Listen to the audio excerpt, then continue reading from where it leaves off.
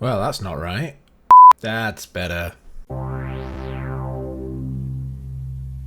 Hello and welcome to a new Quick Bit episode. I haven't done one of these for a while. I think I've got something a bit interesting for you today. You guys can let me know in the comments if I'm right about that, but I think it's interesting at least. So today what we're going to do is we are going to do realistic foot placement using inverse kinematics, which is, well, I'll give you a quick overview of what we're trying to fix. As you can see here, I've got a little dude. I got this from the asset store. It's not free. I will place a link to it, but just be aware, usually I use free assets. This is something that I bought at some point. It looks cool, so I just thought I'd use it for this. We are using Unity 29.2.1 and we're using the high definition render pipeline. Not for any particular reason, I just thought it would look nicer for the video. It's completely irrelevant to this particular tutorial, which version of Unity you use. This should all work as far back as Unity 5 as far as I know, maybe even Unity 4. The version I'm using is not really relevant to this. So I've got my little dude set up here. He has a rigid body on him, he's got a capsule collider, and he's currently standing on, or in rather, a sphere. Obviously you don't want his feet in the sphere, so that's what the capsule collider will fix. If I press play, we'll find out that the rigid body and the capsule collider will take effect and he's now on top of the sphere. However,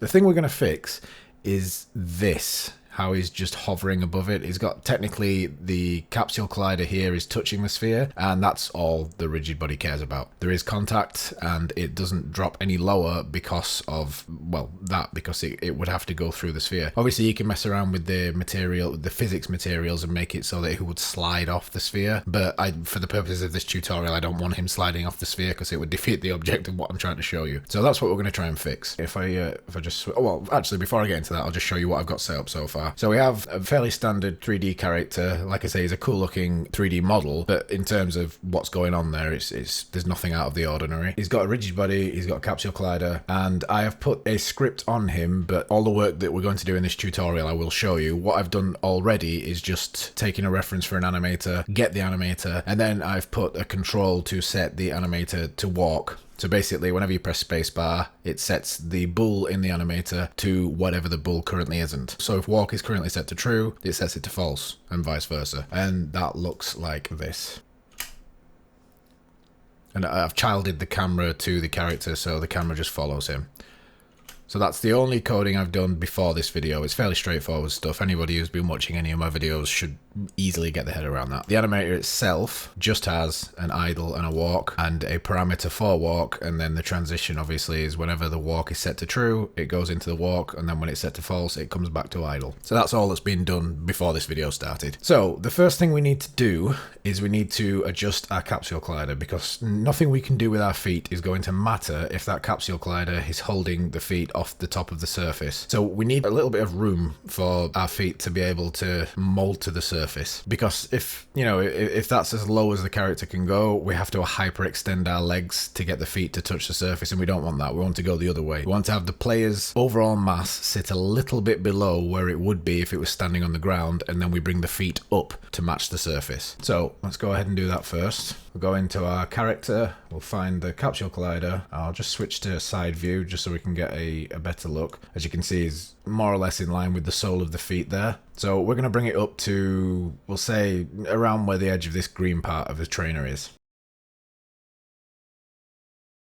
And that'll do. It doesn't really matter if it's perfect up here. We're not doing anything with the head. Obviously, if you were making a proper character for a real game, you want to spend a bit of time getting everything just right. For this, all we're interested in is where the feet are. So if I press play now, you'll see that now his feet have sunk into the sphere because the capsule collider is higher up. Just come out of orthographic mode. We're kind of back to where we started now. But this is what we're going to fix. So now we can add some code and we can make it so that the feet are raised up to match the sphere. So let's get started with that. Now the first thing we want to do is go into our animator, and then if we go up to layers, we'll find our base layer, and we want to click on this little cog here, and we want to check IK pass. So IK is inverse kinematics. Inverse kinematics is, to dumb it down a lot, because let's face it, I'm not smart enough to smarten things up, but to dumb it down a lot, basically think of it as working out the position of something from an external point. Animations are called forward kinematics, whereas basically you have a set position, like the knee needs to be moved to this position when you're walking or something, something, and then that's what happens. The transform of the knee is moved to that position. Inverse kinematics is you have like an external target and you're moving the knee to the external target, and that external target could move. So set that to IK pass, and then we're done there. We'll go back to our scene for now, and then we'll open up our script again, and we've got a few things to type. So the first thing we want to do is we'll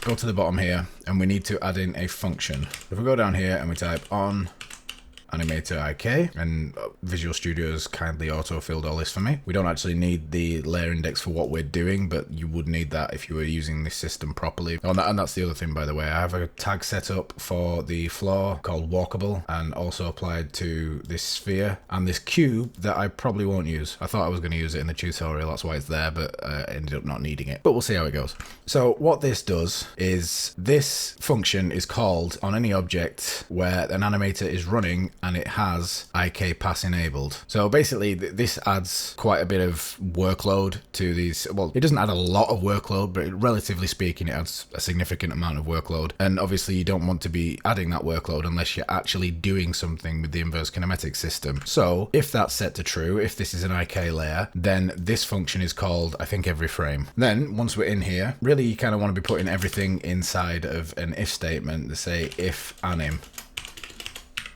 And then that way you don't get an error if you forget to add an animator. So the first thing we're going to do is we need to set the weights. So if you don't know how weights work, basically when you, if we just open up here, you see this weight slider at the top there. Now that's set to 1 and it's not changeable on this one because this is the base layer. If you added another layer, you could have a weight to it. So let's say, for example, you added a mask, another layer, and you put a mask that only affected the head, and that maybe had the head looking around a bit. But maybe the animation for the head is a bit drastic, like the head snapping backwards and forwards, and it's a bit much. You could change the weight of that layer to like 0.5, and then the animation would be sort of blended halfway between the snapping head motion and whatever the base idle animation is that you've got in the base layer. So that's what your weights do. So if we tell our foot to move half a unit forward, but we have the weight set to 0.5, it's only going to move a quarter of a unit forward. So that's the first thing we need to do, is set the weights.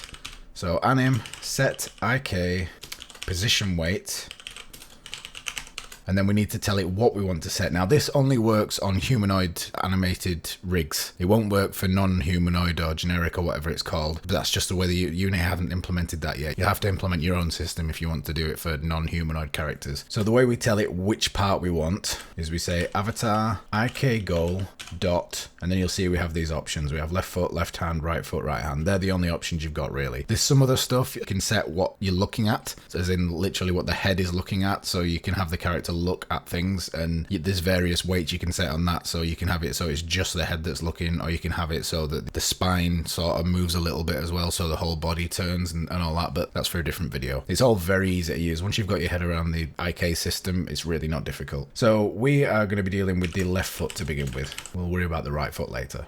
And then the next value we need to give it is the weight. It's normalized, it's between 0 and 1.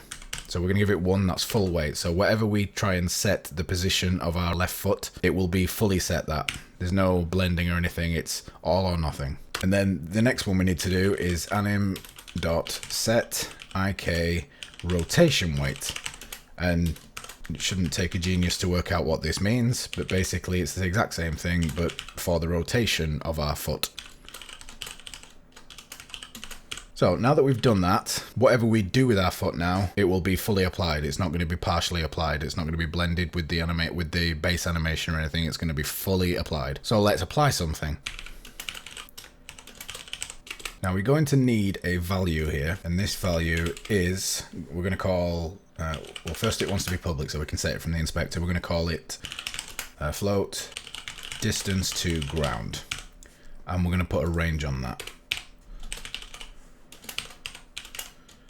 Now, this will depend entirely on the model you are using, as you'll see in a second when I go back into the Unity Inspector. So don't take this range thing as a hard limit. I'm just putting it between 0 and 1 because there's no reason it needs to be outside of that range for the model I'm using. It is feasible that you could be using a model that is still humanoid but has a very different... Well, I'll show you now. Basically, we are looking at the foot. The foot is, in terms of the actual model, if I can just get closer here and turn that silly icon off. The foot, in terms of the architecture of the model, the armature, or I'm not entirely sure I'm using the right word there, but we'll go with it. In terms of the armature, this is the foot. So as you can see, it's not actually the foot, it's kind of the ankle. So we need to take that into account. As you can see, the toe is actually at the bottom, but the problem with that is if I rotate the toe, it's only rotating the toe. That's not much use to us. Whereas if I rotate the foot, the whole foot rotates. That's what we need.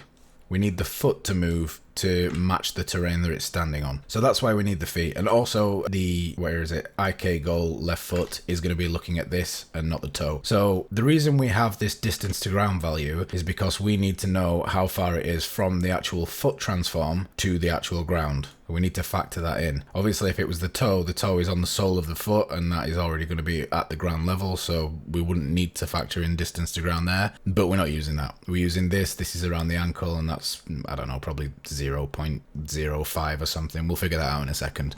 So that's what this distance to ground value is, and we'll figure out what we need to set that as once we've got the code set up. So we'll go down here, we're going to create a raycast.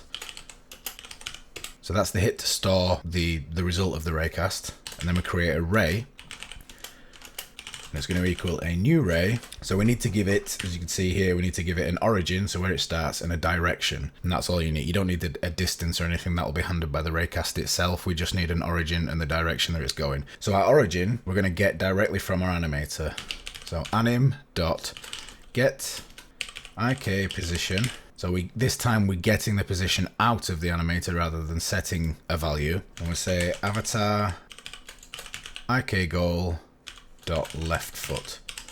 So we're getting the position of our left foot, and that's always going to be the position that we need because that's the position from the animator. So then we want to add to it vector3 dot up. So if you remember, directional value, all the built-in directional values are 1. So vector3 dot up is 0 on the x, 1 on the y, 0 on the z. And then obviously vector3 dot forward would be 0, 0, 1, and vector3 dot right would be 1, 0, 0. So the reason we're doing this is because if we start the ray from our foot position and our default character's placement is below the floor, like we've stepped on an obstacle and the foot is below the floor, it's going to miss the terrain, and then, you know, we're not going to detect it, so our foot's just going to stay the floor. So we're starting essentially 1 unit above the foot, and then we need to factor that in a second when we do the ray cast. And then the direction obviously is just vector3 dot down. We just want to go straight down. We're not interested in any, like, if you're doing anything fancy with your character and having rotate and you wanting him to walk around a sphere or walk up walls or anything, obviously you're gonna have to get a bit more creative with this. But if you're doing anything that complicated, you know, you're a few steps ahead of this tutorial, so don't worry about it for now. So then we need to do our check. So we're gonna say if physics.raycast, and then we pass in our ray. We pass in our hit to get the results of this ray, and then we want distance to ground plus 1f. So the plus 1f gets us back down to where the foot is from this vector3 dot up. Remember, we're checking that high up in case the foot's already below the ground. And then the distance to ground is getting us the rest of the way from the foot position to where the ground should be. We're assuming, I mean, you can assume different, like if you want to go a bit past where the foot is, that's fine. Like maybe your idle position, I mean the idle position for this guy, his leg is slightly bent. I mean it's straight there, but in the idle position his leg is slightly bent. So you could go a little bit past where the ground is, and then you have a little bit of room for your leg to be fully straight, but that's entirely up to you. That's a value to play with, and it's going to differ from model to model. So once we've done our check, inside our check, if it's true, if we have hit something, the first thing we want to do is make sure it's something that counts as ground. So like I say, you want to use layers in a proper system, but for simplicity we're just going to use a tag. So if hit.transform.tag is equal to walkable, once again, then we do stuff. If not, we don't do anything. So only if we've hit something and it is walkable, then we do stuff. So the first thing we want to get is the position of our foot. So we're going to say vector3, we'll just call it foot position, equals hit.point, which, if you don't know, is the actual position that the raycast hit something. If you were to say hit.transform.position, you would get the the root position of the thing it hit. So in this case, if it hit the floor, you'd be getting, I don't know, somewhere over here, wherever the origin point of this floor plane that I've put in is. Whereas the hit point gets the exact point in world space where the raycast hit the floor. Now the next thing we need to do is to compensate for this distance to ground thing. And I understand this is probably a little bit difficult to follow just from words. We've got a foot position. We've gone from there, distance of ground down, so whatever our distance of ground value ends up being, and we've hit something. So that's what's happened so far. We're now using this position that we've hit to decide where to put the foot. But remember, we're placing using this transform here. So that means if we put this transform where we've hit, we're going to be putting the ankle at ground level, and we don't want to do that. So we need to work backwards for the position and remove that distance to ground again. And in this case, remove is add because the y value goes up. So the next thing we want to do is foot position dot y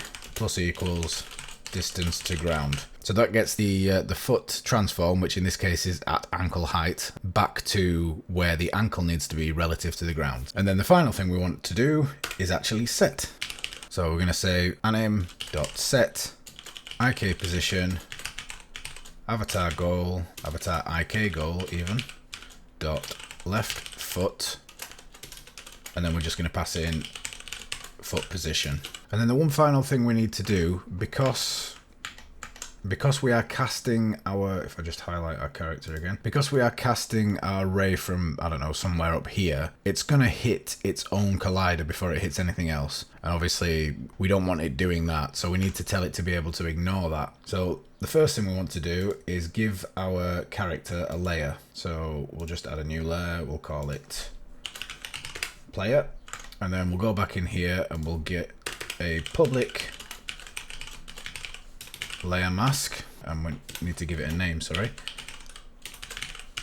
Layer mask. And then when we go back into here, first thing we want to do is set our player to the player layer mask and set all the children to it as well. And then we want to set our public layer mask value to the player. And we go down to where we put our raycast. We can at the end here stick a final parameter and we'll pass in our layer mask. And what that does is that will ignore that layer. Do you know what, actually, I don't think, no, that's not. That doesn't ignore, sorry, that only affects those layers. So what we want to do is set this to everything and then unselect player. So it's detecting everything except for the player, which obviously you can change that. Like you can have it on, maybe you don't want it to detect water, for example. But anyway, basically right now we just don't want it to hit the player. So if we press play now, we should find the foot is still in the sphere, but that's because we haven't messed with this value here. And if I wildly throw it to the top there goes his leg and we've just broke his hip and everything. But basically we can bring it back down and we can find the right value. So, oh, 0.05 looks close. I think I guessed that at the start. So we'll just tweak that by hand a bit. 0.656. Oh, it's close enough. So what we can do now, just to show it in action, so if I remember that value, 0.056, and then if we grab the sphere and we do this, you can see that the foot is moving. I mean, obviously the other foot's disappearing into the ground. That's because we haven't done that foot yet, but this foot is moving up, and that's what we wanted. So we'll just reset the game. We'll just set this value, sorry, 0.056 it was. 0.056, but we're not quite done yet. If we go in a little closer and we look, we can see that our foot's still doing kind of what we were trying to avoid, but on a smaller scale, in that there's a tiny bit of it touching the sphere, and then the rest of it is hovering, and we don't want that. We want the foot to sit neatly on the surface. So right now it's sat at a tangent regardless of where it is. So we need some rotation in there. So let's get the rotation sorted. If we go back into our code, we've already set the rotation weight, so now we just need to add the rotation value. So we'll come down here, and we're going to say anim.set ik rotation avatar ik goal.left foot. And then for the value, the way we're going to get the rotation is we're going to say quaternion.look rotation, and we're going to say transform.forward. So that's getting whatever direction our character is facing. And then for the up value, we're going to pass hit.normal. So again, this gets more complicated if you're going to have your player walking on the ceiling or walking around a sphere or walking on walls or anything. But for very straightforward. Down is down and up is up. This is fine because forward is whatever forward is. Your foot's not going to be facing a different way to the forward of the player unless something has gone very wrong. So we just pass in those values and we try that again, and now we should find that our foot actually matches the angle that we're on. I'll just move that sphere. There we go. You can see the foot is moving nicely over the terrain there, over the sphere. So all that's left to do for the feet now, there is a bit more to do, but all that's left to do for the feet is to just copy this code for the most part. We need to change it a little bit. We'll change that to right foot. We don't need to redeclare this. We're just going to use the same one. And again, we don't need to redeclare that. We're going to need to get our right foot values as well. Obviously, we're just changing that to right foot. And then we want to come down here and do the same thing. Wherever it says left foot, change it to right foot. And everything else is the same. We've got the up is the same. We're doing its own independent raycast, so it's, you know, we don't need to change that. It's going from the right foot instead of the left foot, and we're setting the right foot position. So now if we do it, we should have both feet behaving properly. And there we go. Beautiful. And it's a little bit high maybe. And obviously you can mess around with it more and get it to perfectly suit your model. And if maybe you've got a bit of a weird, the model's got one leg longer than the other, you can get independent values for the left foot and the right foot for the distance to ground. But that's kind of fine detail stuff that's not very hard to work out by yourself. I'm just going to get you the broad overview of it. Now, we're not quite done, because as you'll see, if I set our little character walking, his walk animation looks a bit weird. And the reason for that is because our foot placement system is trying to work all the time. Now, obviously, we don't want our code trying to lock the feet to the floor when we're walking. So we need a way of telling it not to lock our feet onto the floor when the character is walking, but at the same time, we do want our feet to match the ground at the bottom of each step. So obviously we can't just disable the IK code when the player is walking, because then we lose all that nice foot placement when the actual footsteps land. So the way we're going to do that is with curves. So we're going to our animator and we're going to add a couple of parameters here, a couple of floats. We'll just call this IK left foot weight, and then another one for the right foot, IK right foot weight. And then we want to go find our animations. My animations are in here in this Toon Kids asset folder. That's the asset that this child is from. And if I find the walk animation, and basically you go into your import settings and you go into animation, and then we want to go to curves. And we want to add some curves. So the first curve we're going to call it, and it has to match exactly this here, IK left foot weight. So IK left foot weight. And then we click on this curve here, and we want this one like this. I'm not sure why it's all zoomed out there. Let's just see if we can get that looking correct. I love Unity, but sometimes it is very weird in the way it behaves. So we have our curve here, and basically it's starting, like, this value is going to be used to set the weight, as the name suggests. We're starting at 1, so that's full weight. As I said before, that means that wherever we put the foot is going full on to there. There's no half measures. But then this curve will take it down to 0. And then for a while it's 0, and then it's going to come back up to 1. So if you imagine this is happening during a footstep, but the tricky part is there's not we need to match this up to the footsteps in the animation. So as you can see, we have throughout the complete animation, we start off with kind of starting with a left foot rise, and then we have a right foot rise, and we need to match that. So if we reopen our curve, this is for the left foot. So we want to start, that's right, we want to start pretty much full weight, because the left foot will be on the ground at the start. And then we're going forward, and about there, that's actually quite, yeah, that's more or less right, that. Okay, so that curve's correct. Whereas the right foot, we want it the other way around. We want this big slope here to be at the start, because at the start, the right foot is landing, and then it's down, and then the left foot lands, and then the right foot comes up. So we need to add another curve, IK right foot weight. Again, this needs to match whatever we've called this exactly. Now for this curve, we want it to be kind of the other way around. So let's go with this one.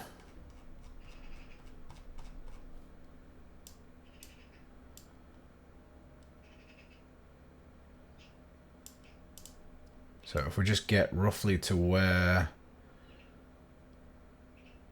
Right, so right foot wants to be 1 up until about there.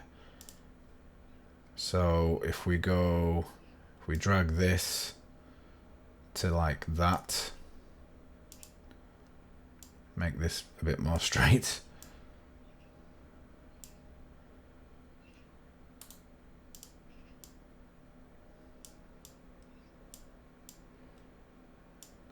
Obviously this isn't perfect. You can spend more time messing around with your curves if you like. And then where does it go? And then right foot kind of wants to just stay. Yeah, right foot's going to be a weird one, but basically it wants to start at 0. And about there, I think, is where it's coming. So we're starting at 0 as the right foot is in the air, and then it lands. We're at 1. The left foot's doing its thing, and then we're lifting the right foot up. We're probably coming back to... I think maybe that's just a little bit too soon, so we'll just drag this way a little bit. Do you know what? We don't want this part in at all. That just wants to be 0. So we'll just delete that key and we'll drag that to there. Right, okay. So now if we play our... oh, you know what you need to do? You need to apply these first. Yeah, never forget to click apply when you're messing around with animations. So now if we press play and we set our little character walking, as you can see these values are going up and down in accordance with those curves. Now the player still looks like he's walking a bit weird because we haven't actually implemented those numbers. So let's go into the code and do that. And the way we do that is basically we're here where we're just setting full weight. Instead of setting full weight, we want to get anim.get float. And then we're just getting the, in this case, IK left foot, no, what did I call it? Sorry. IK left foot weight. And then we can just copy that for the other left foot because the weight is the same for rotation. Like we're not doing anything independent for rotation than we are for position. And we'll copy them again and then just change left to right. And now if we go into here and press play, you can see the walking's a bit more fluid, although we haven't quite got our distances set up correctly, I think, for the feet. That's why it's disappearing into the ground. But now we're not getting that weird slap down. So I'll just have a little bit of a play with the positioning of everything, try and make it look a bit more natural.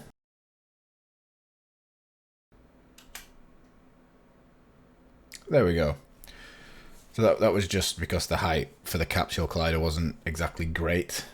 But now we should find that if I come out of orthographic mode, for one thing, and I duplicate these spheres, make myself a few more spheres, and just sort of place them a little bit randomly along the path of our hero here. And then I will move our camera to be looking a little bit closer to the feet. And then if we press play, we can watch the feet do their thing as he walks across all these random yellow bumps in the road.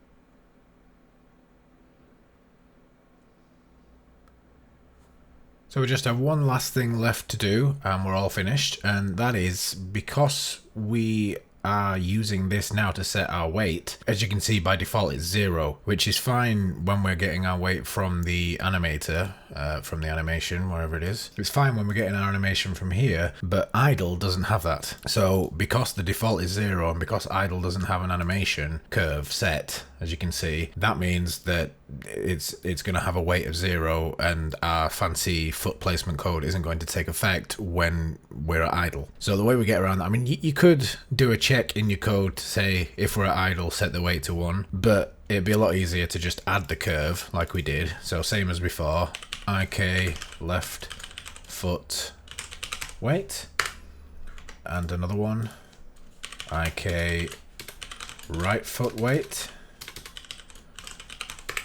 And then this time we just want, is that one 1? Yeah, and again it's zoomed out weird for some reason. And then the same for this one. And then apply them, and our idle animation should now have the correct weights. There we go. As you can see, the weights are set to 1 even though we're at idle. And then if we set off walking, all good. And there you have it. That's how to get more realistic foot placement in Unity using inverse kinematics.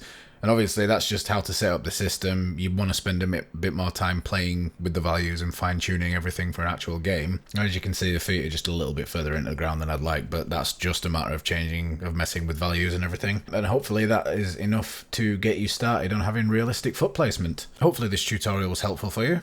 I will be back very soon. That's it for now. Thanks for watching. You've all been amazing. I just crossed 700 subs recently, which is unbelievable. I don't know how that happened. Thank you everyone in the Discord server. That thing is filling up. I hope you all continue to enjoy these videos as much as I enjoy making them. Bye bye.